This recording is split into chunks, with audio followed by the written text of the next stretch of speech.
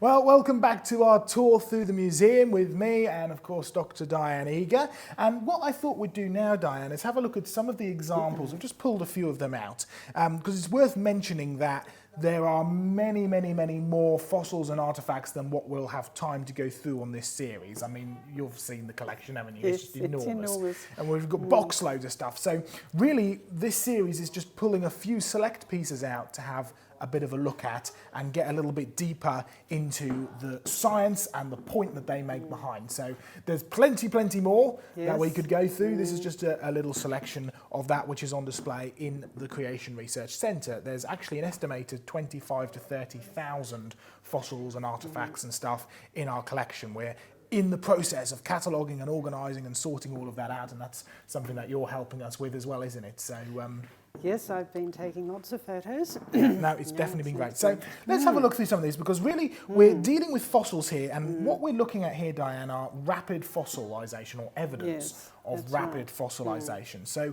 to start off with, let's just have a brief chat about what a fossil is, because I know that John Mackay, our director, he loves to, during field trips and everything, make the point that fossil is two words. It's foss and ill. And foss means a hole, ill refers to what's in it. So when you're dealing with a fossil, you're dealing with something that's in a hole. And of course, we've kind of redefined those terms or sort of tightened those terms up a little bit in today's world. So a fossil is not just anything you find in a hole now.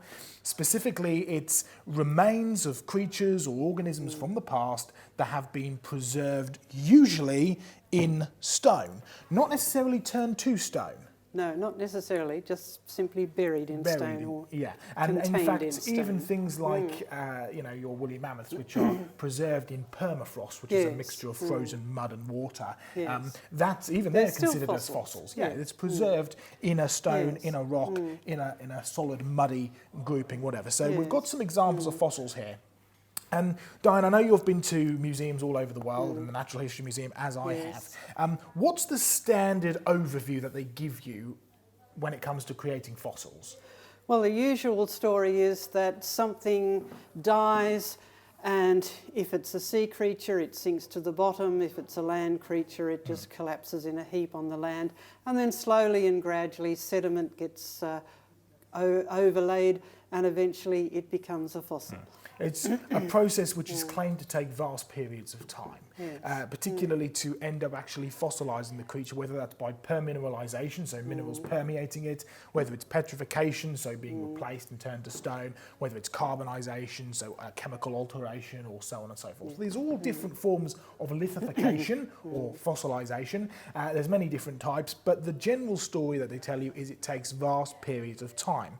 Well, we have some fossil examples here. Some of them show that they simply could not have taken vast periods of time. In fact, some of them show they have to be overwhelmed by a slurry of floodwater and sediment. Some show there's no way they could take more than a few minutes, and others are examples from the modern world of rapid fossilisation, even instant rock. So let's start running down through some of them. Let's start with a very simple one, Diane, because this is just this is just a fish fossil. This is a collection of Knightia fishes. They're sort of very similar to herrings, so they're not quite living fossils, but they're almost there.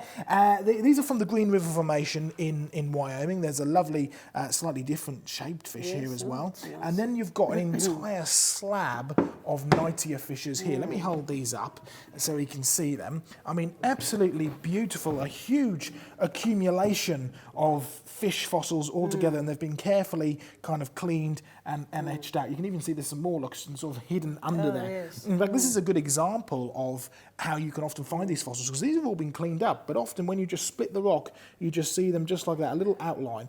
And so you get your tools and you carefully clean them in, and who knows, there may even be more in all these layers and layers of rock.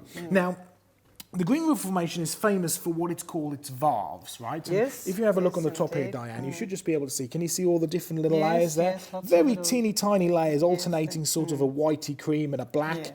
Now, each varve, which is one layer, is supposed to represent a season. So you're talking 2 varves a year, and I mean, just look, I mean, you witness here, it's just they're teeny tiny layers, aren't they? So you're really, even just in this one very thin piece, you're looking at a representation of multiple years. And yet in these, you get enormous amounts of fossils, not just fish, but also plants, and Yes. you get insects, and you get all sorts of wonderful stuff. Now, again, you've been around museums, and I know specifically both of us have had the experience of visiting museums and seeing what they say about how fish fossils form. So give us the rundown of how fish fossils are supposed to form according to museums and science books, and then let's see if it actually matches up with what we can observe based on what they believe about the valves and what we see with the fish. So how do fish fossils form according to the secular literature? Well, the standard story is a fish dies, it sinks to the bottom, and it gets covered in sediment on the bottom of the river or the bottom of the sea. Yeah, so it dies, sinks, and that is a slow accumulation of sediment, Yes. and then eventually you get enough pressure to be able to fossilise it. Well, let's start with the step one, okay, which is a fish dies. Well, that happens fairly regularly, doesn't it? If a fish Yes, I've observed disease that or- myself. Yeah. I lived in a house which had a lovely pond at the back, Oh, and there excellent, were yes. fish in it. Fish in it, okay. Yeah, So a and fish, some of them died. a fish dies, Yes. and then the step two is a fish sinks to the bottom of the lake. Now, have we got a problem here from yes. a biology perspective? Yes, we do. When the fish in the pond died, they floated. Floated. Now, if you want the biological reason, it's because fish, or many fish, have what's known as a swim bladder, which is Yes. a gaseous sac, to my understanding, helps them with Yes, buoyancy. that's right. Yes, And so- it's actually very clever. The fish Yeah. uses it to control its movement up and down. A bit in like the a water sort of column. submarine kind Yes. of concept. And so when it dies, it presumably has no Control ability, over control, that, and the no. gases can ferment, and it floats, Yes. it floats, and that's the end of it. Now, would you ever get a fish fossil like that? No, If it bloated because and floated? when they bloat and float, they start falling to pieces. Very quickly. Very quickly, So yes. there's clearly something unique that's going on here. Yes. Now, we have had the argument put forward to us that, well, under certain conditions, like if really cold water environments, Yes. or some fish don't actually have a swim bladder, that you end up, the fish can actually end up sinking to the bottom. And then Yes. perhaps the argument is then maybe they could slowly form. The problem with that, of course, is you can speak to any fish farmers, as we did. Yes, that is true. Under some conditions, like very cold water environments, they do sink to the bottom. Now, this is not a cold water environment based off of the species that we find buried in here, so really tropical plants. But also, even if it was a cold water environment, as we spoke to the fish farmers, they said the problem is when the fish dies in cold water tanks and sinks to the bottom, you are really at a race against time to get that fish out of there, because there's a fungus, multiple fungus in fact, that live at the bottom of the tanks, live at the bottom of the seas, bottom of the oceans, which come up and actually attach themselves to the fish and end up digesting it in just a matter of hours. They begin that digestive process. So again, if you want to make a fish fossil, you have to bury it quickly, Yes, bury it deeply, yes. without the presence of oxygen, and it has to be buried so quickly that it has the right conditions. And this really leads us on to our first big point of rapid fossilisation. Fossilisation has got nothing to do with time, correct? Nothing to do with time, it's all about the conditions. It's the conditions, it's the process. It's the Nothing to do with process, time, everything to do with process. And process really is the key. So if you want a massive fish buried like this, or even we've seen some slabs of this with Yes. plants and ferns and Oh, yes. palms and all sorts of stuff. So again, mixed environment, so it's definitely a flooded environment. You've got a flood which has swept in and caught up the fish and caught up the plants and buried them together. But really you're carrying a slurry of sediment. But let's just talk about the layers here for a minute, Diane, because each one of these layers is supposed to represent a season, 2 seasons to a year, 2 valves to a year, right? Now, we know that there's no way that that could be true, because if it was, you'd never get a fossil. No. But something we've observed, and I know you've seen this and I've helped develop it as well, the strata experiments that we've been doing in Yes. creation research, right? Water already contains layers. It does, yes. It's called laminar flow. And it's a well-known phenomenon. And so when you've got flowing yes. water, it already has layers in it, water travelling Yes. at different speeds. Different speeds of water carries different rock formations or different Yes, rock forms, different- sediment forms. And so you already have layers, and if the water is carrying sediment, that sediment is already in layers even when it's flowing and fluid. Yes. And so when it begins to deposit it, it will naturally deposit it in layers, especially Yes. under a flooded environment. So it can happen really quickly for sure. Oh, yes, yes. We've actually observed it in our strata experiments, which you can read about on our website. Remind everybody of our website, Diane. Yes, right, creationresearch.net. And if you go to that, there's a button that says research or exciting research. Press on that and you'll see that will give you a menu, and one of the items on that is strata experiments. So if you go to that And as we've done the strata experiments over many years, and we're still doing them, we report on what we've been finding. And we found some fascinating things as we varied the machinery that we've used for it. But the one thing that we've consistently found is that strata are deposited sideways, because it's the effect of flowing water. They don't Sideways form one on deposition. top of the other. It's flowing water. It's left to right or right to left, depending on which way the water's flowing. But it's flowing sideways, and that's what's depositing it. So fossil fish like this and our mass fossil fish, they're excellent evidence that it's about process, not about time. Okay, but there's one other fossil fish from the Green River Formation in Wyoming, which is also pretty spectacular. I'm really pleased to have it. Look at this, Diane. Absolutely gorgeous. That's amazing. So, first things first, detail, right? Yes. I mean, you can see scales, you can see fins, you can see all the internal structure. It's absolutely beautiful. So we're definitely looking at evidence of process here. Yes, this had to be buried and preserved rapidly.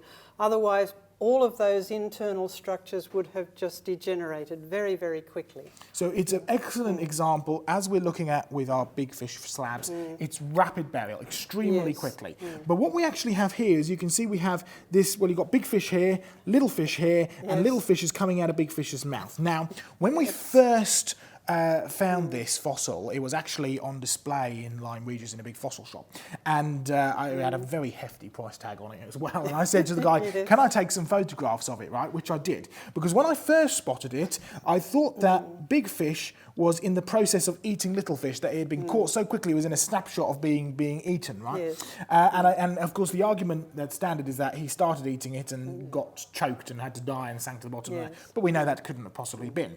Anyway, a group of supporters very, very brilliantly bought this for us, provided the finance to be able to buy this, so we have it in our museum display, which is wonderful. And yes, we do need your support, and it isn't just finances, it isn't just prayer, it can also be fossils. So we very much do love your support. But when we started having a closer look, can you see there, Diane, if you look along the back of that, can you see there's little teeth marks taken out of it? Yes, there's a whole series of little indentations. Yes. So what it actually has, because those indentations go all the way back to the tail, we realised that big fish has already eaten little fish. He's gone munch, munch, munch, taking him down, swallowing him down. In fact, you can see there's a little vertebrae inside his stomach, right? So he's actually previously eaten little fish. But then something has so rapidly and so violently and so suddenly caught up big fish and squashed him. You can see these are flat. These aren't these are 3D, but they're squashed flat. And so he's been squashed to the point that little fish has gone whoop.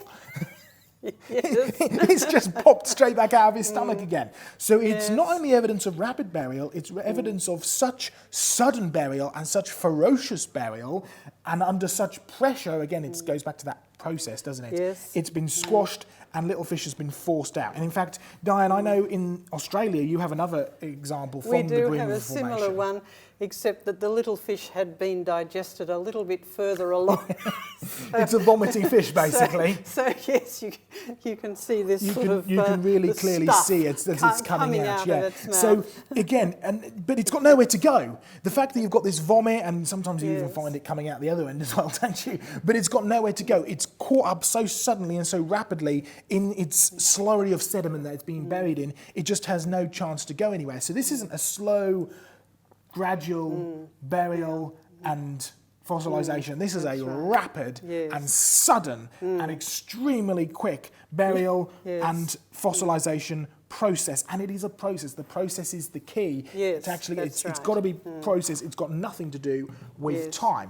So we've looked at fish. Well, one more thing about the Green River Formation. We do have a question about that on the Ask John Mackay site. Someone specifically wrote in and said, why don't you believe that all of these varves were formed over a long period of time? And so we've written an answer to that. So you can find that on askjohnmackay.com, and there is a link from our main website to it, just press the button that says Q&A and it will take you to it. And I know that I was asked again that question about fish and sinking, and we put together an answer to that, didn't we? So it's a great resource. Right. Go and check out askjohnmackay.com, or the easiest way is creationresearch.net, and from there you can click on Q&A or the fact file as well. Yes. So we've had a look at fish. Let's move on to some other examples. So what have we got? What have we got here, Diane? What's this weird-looking creature here? This weird-looking thing is actually a trilobite, which is a Trilobite. very popular fossil. And you don't have to be worried about big names. Trilobite, three-lobed thing. And you can see, well, actually, this has got three different, because you've got 1, 2, 3 lobes, but they were actually named for the 1, 2, 3 that you can see going across their body. But what's going on here, Diane? Because this is a particularly unique example. Well, this is unusual in that it's not flat. Normally they're found with their head, and this is its tail here. They're normally found out flat. But this one has been rolled up. So has it rolled itself up, or has it something else rolled it up? Well, it's probably rolled itself up.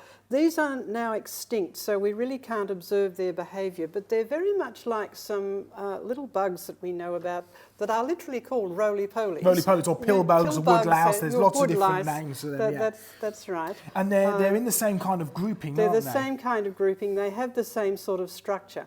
And when these things are startled, and I've done that, they like to sit in little in little crevices in the garden. Or I remember lifting up a flower pot one day, and there were a whole lot of these things, and they all instantly rolled up like that. Straight away. So, but if you just wait for a couple of minutes, they unroll.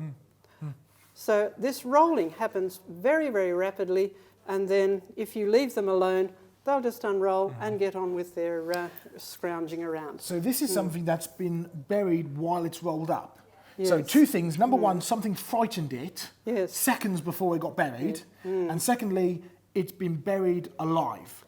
Because it hasn't died and slowly sank down and slowly been buried. It hasn't relaxed. It's been buried while it's alive. And it's been instantaneous burial and then proceeding into fossilisation while it's still alive, while it's still there. And then, obviously, eventually it killed it. Yes, but it's been killed. It's been killed while it's in action. While it's that's rolled right. up. All its muscles are still contracted. So So it's a great example there of rapid fossilisation. And of course, we've got some seashells. I've got two big ones. This one's from the UK, from the Isle of Sheppey. This one is from Madagascar, and these are bivalves. They're called. Why are they called bivalves? Well, they've got two shells which oppose one another. So bivalve just means shell in this case.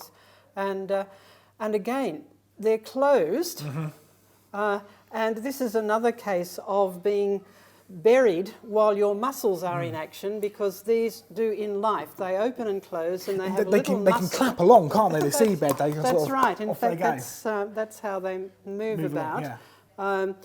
But that takes muscle contraction to do that. So when they die, the muscle, of course, relaxes, and the shells just come apart. That's why when you're walking down on the beach, you often find just the half shells. You often find one. Because they've opened up. Yes, or sometimes you will form two, and they look a bit like a butterfly because they're fully open. But they do open up. Yes, these are clamped shut. So definitely fossilised while they're still alive, buried while they're alive. Yes. So rapid burial, process not time for sure. Yes, that's right. Good rapid stuff. Process, and no time for them to open up, even after they died. Not at all. In fact, which indicates they were buried deeply. Deeply, but without being able to, because these things can tunnel into sand, can't they? Oh yes, you can bury them a couple of feet and they'll come back up again. So it's been buried deep enough to stop them from doing that and to stop them in their tracks. Okay, well let's look at one final fossil before we move on to some of our unique examples of process not time. Let me pick this one up, Diane, because it's quite heavy. Now, we briefly mentioned these kinds of fossils in our last episode, which was, of course, the living fossils episode. Yes. But this is one example that one specimen we didn't use. It's quite a nice specimen of Aldonia, which is the fossil. They're jellyfish. Jellyfish. Again, this is Ordovician, so supposedly 450 million years old. Yet they haven't evolved, have they? No, they definitely haven't evolved. They're exactly like the ones you would find on the beach. They are the great living fossils, so there's no need for the millions of years full stop. No. But let's also talk about how these are buried, Diane, because they are wibbly wobbly fossil jelly, we often call them, right? Yes, they're pretty fragile. They're well named. They are just like blobs of jelly. Yeah, I mean, and so there's no hard parts to preserve. No, There's not very easy to preserve. I mean, first of all, you'd need the right kind of sediment to bury them in. It couldn't be a coarse sediment like a sandstone. No, because they're very soft and squishy. It's to be a nice mudstone. And have you got very long for these to hang around before they get buried? No, you certainly haven't. In fact, I've observed this. When I was young, my brother and I used to go to the beach and we hated jellyfish because they stung. Well, to be fair, you have some serious reasons to be scared of them in Australia. So if any of them got washed up in the waves on the beach, we used to sort of shove them further up on the sand. And you could almost watch them shrivel up and die. I mean, if you came back the next day, there wouldn't be much left. No. So really, you've only got a few hours to bury these and preserve these. Yes. So you've got to do it quickly, especially with all of these all together. Look, absolutely fantastic. And the preservation detail is remarkable. So it's quick burial for sure. It has to be, yes. All right, so we've looked at examples of fossils then, Diane, that show evidence of quick burial. But can we try and think a bit about the process behind this? Because a lot of these fossils are what are known as permineralized, or they've been squashed or fossilized and trapped and so on and so forth. So we've got some examples of modern day fossils, right, which of course wouldn't be regarded as fossils by secular science because fossils have to be older than 10,000 years to be regarded as such. Now search high and low, you can't find any reference to that 10,000 years other than if fossils really are older than 10,000 years, you can't believe that the Bible is true. Because if you take a literal reading of Genesis, you get to an age of 6,000 to 7,000 years. Like it, if you want to argue there are gaps in the genealogies, which we don't believe, No, I but don't believe it. if you want to argue that, the oldest you can make the earth is 10,000 years. Any older than that and you've completely rejected Genesis. So if you make all fossils older than 10,000 years, all you're doing is saying you can't trust the Bible. So it's an interesting little philosophical point. But let's dig down into the process, because these are exactly the same process as what forms many of the fossils, Diane. So let's start with the concept of permineralization, because this is a rather fabulous example of a fossil bird's nest. It's from a place called Kent's Caverns, where there's a petrifying well. And this happens well, it has to happen quickly. The eggs haven't had a chance to hatch yet. No, they haven't, that's right. This is a natural bird's nest, and the bird's laid its eggs, made its nest, and the water has started dripping, because the water constantly changes where it drips, right? And the water has started dripping on the bird's nest, and it's, well, you tell us, it's solid rock, isn't it? It's solid rock, yes. So this is... It's been completely covered in minerals, and so it's now, these eggs are stuck there. Yeah. Yes. Now this is a process called permineralization. So again, break words down, permineralization, permeated with minerals, right? Now this is exactly the same process that actually preserves dinosaur bones. A lot of people think that fossilization is turned to stone. It's not. It's preserved in stone. So you do have some turned to stone, that's like petrified wood, but these are permineralization. So the actual dinosaur bones are still there. The bone that was inside the dinosaur is still there, but bone is very porous, as you know. Yes, it's full of holes. Even what's called the compact bone, which is the solid-looking bone on the outside. Stick it under a microscope. Under a microscope, it does have little holes in it where the bone cells live. Bone is actually a living dynamic tissue. And so there are living cells inside of it, and each cell will sit in a tiny little hole.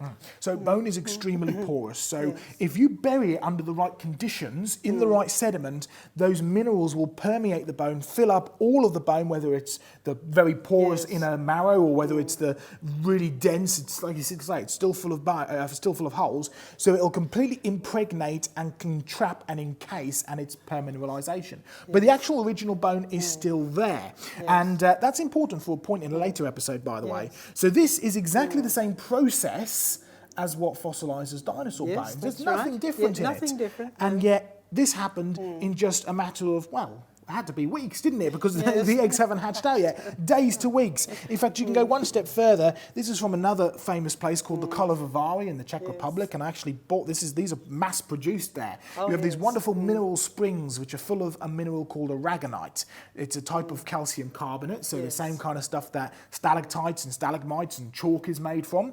And they mass produce these. There's a paper roses and even a little pot as well. Look. So you just get your paper rose, hook it underneath the fresh mineral springs, and within less than 2 weeks, you end up with this beautiful, and again, you can tell us, be a witness, it's hard, isn't it? Right, it's solid rock, yes. And so it's another example of permineralization. The rose is still in there, but it's become completely saturated, completely impregnated, completely permeated with minerals. And so you've got a fully entrapped, encased, fully permineralized paper rose within a matter of days. So it's about a process, and that process has to be quick. And you can go one step further, Diane, with this wonderful specimen which we got from Vance Nelson, who's one of our colleagues over in Canada. It's also from the colour of Avari, but can you see this is sort of rusty on the top here, right? This is a water pipe. And inside the water pipe, you've got these beautiful crystal layers which look remarkably like a stalactite. They do, right? yes. Now, stalactites are supposed to be one of those rock types that take hundreds of thousands, if not millions of years to form. It's supposed to be extremely slow as the water drips from the cave and drip, drip, drip, drip, drip. But we know, we've created Creation Research, some of these fabulous stalactite experiments, which we want to replicate here at the museum. And what's the kind of average rate for these stalactites when we grow them? Oh, we make them in months. Yeah, it's about 1 inch per month for the speed. It's extremely fast. But this actually happened in just a matter of weeks, where you end up with all of these layers beautifully forming inside the metal water pipe. So again, process, not time. Yes, under it just the right depends conditions. on the right conditions. So this happened rapidly because this water was the right sort of temperature and had a lot of minerals in it. Our stalactites are outside where they're exposed to the wind, so it's a bit slower. But again, but it's the right process, months. and it seems to be an organic process as well, which is interesting. But we'll do a whole episode on tites and mites. We will. And what are these remarkable-looking things, Diane? And, well, these are instant rocks. They're where lightning has struck sand. And of course, lightning is extremely hot enough to actually melt sand. But very rapid process. In other words, bang, then it's gone. And the melted sand just forms into a rock. And these are called fulgurites. Fulgurites, yes. So it's back to that process, not time. I mean, and you know it's process, not time. Everybody knows it's process, not time. Because if you could take limestone, which is supposedly a slow accumulation over vast periods of time, if you get limestone and grind it down, bake it into a powder, you have a nice handy powder which you can take with you, mix with water, and you turn it back into instant rock. We call it cement, right? But it's a process. It's a chemical process. And it doesn't matter whether you're dealing with cement, doesn't matter whether you're dealing with a paper rose, doesn't matter whether you're dealing with a wonderful fossil, it's all about a process. Get the right process, it happens quickly. But it's not a case of get the right process, it happens quickly, get the wrong process, it takes a long period of time, because if you get the wrong process and you do take a long period of time, you will never get a fossil. Time is your biggest enemy when it comes to creating fossils, because time will destroy your creature or your organism long before it has a chance to turn into a fossil. If you want to get a fossil fish or a fossil trilobite or a fossil shell or even a fossil jellyfish, it has to be the right process. It has to be quick, it has to be deep, it has to be without oxygen, and it has to be within the right type of sediment. And all the evidence that we can see, and we'll use some big examples of this, show that this has been swept into position for sure. Well, Diane, there's plenty of other examples of rapid burial and rapid evidence, but I think we better leave that for another episode, because we're actually going to deal with dinosaurs next. And there's one very particular great piece of evidence that dinosaurs were buried extremely rapidly.